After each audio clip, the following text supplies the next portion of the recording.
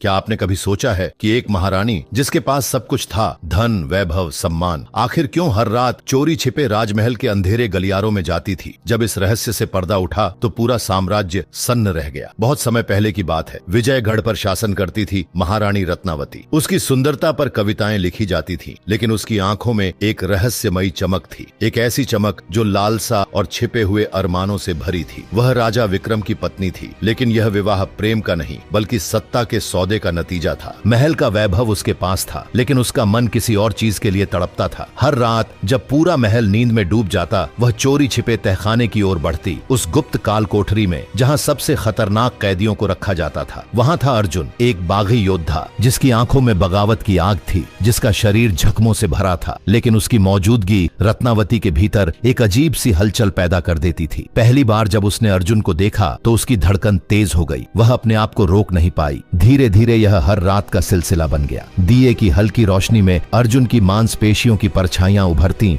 उसकी आंखों में एक वहशी चमक होती। रत्नावती उसके करीब जाती, उसकी सांसें तेज हो जाती और फिर सब सीमाएं टूट जाती। उस अंधेरे तहखाने में वह एक महारानी नहीं, सिर्फ एक औरत बन जाती। समय बीता और एक दिन रत्नावती को एहसास हुआ कि वह अर्जुन के बच्चे की मां बनने वाली है। अब उसकी आंखों में लालसा की जगह डर था। अगर राजा विक्रम को यह पता चलता तो उसकी मौत तय थी। अर्जुन ने उसे सब छोड़कर भागने के लिए कहा, लेकिन रत्नावती को सिर्फ सत्ता चाहिए थी। वह राजा विक्रम से छुटकारा चाहती थी। एक रात जब राजा गहरी नींद में था, रत्नावती ने अर्जुन को अपने कक्ष में बुलाया। उसकी आंखों में वही पुरानी लालसा थी, लेकिन आज उसमें एक साजिश भी थी। अर्जुन ने तलवार उठाई और एक ही वार में राजा का सिर धड़ से अलग कर दिया। खून का फव्वारा बिस्तर पर बिखर गया, लेकिन तभी रत्नावती ने अर्जुन की गर्दन पर खंजर रख दिया। अर्जुन के चेहरे पर हैरानी थी। तुमने कहा था कि तुम मुझसे प्यार करती हो, अर्जुन फुसफुसाया। रत्नावती मुस्कुराई। मैं सिर्फ खुद से प्यार करती हूँ। यह कहते ही उसने अर्जुन की गर्दन काट दी। अर्जुन का शरीर राजा विक्रम के खून से लथपथ जमीन पर गिर पड़ा। अब महारानी रत्नावती अकेली शासक थी। उसके पास सत्ता थी,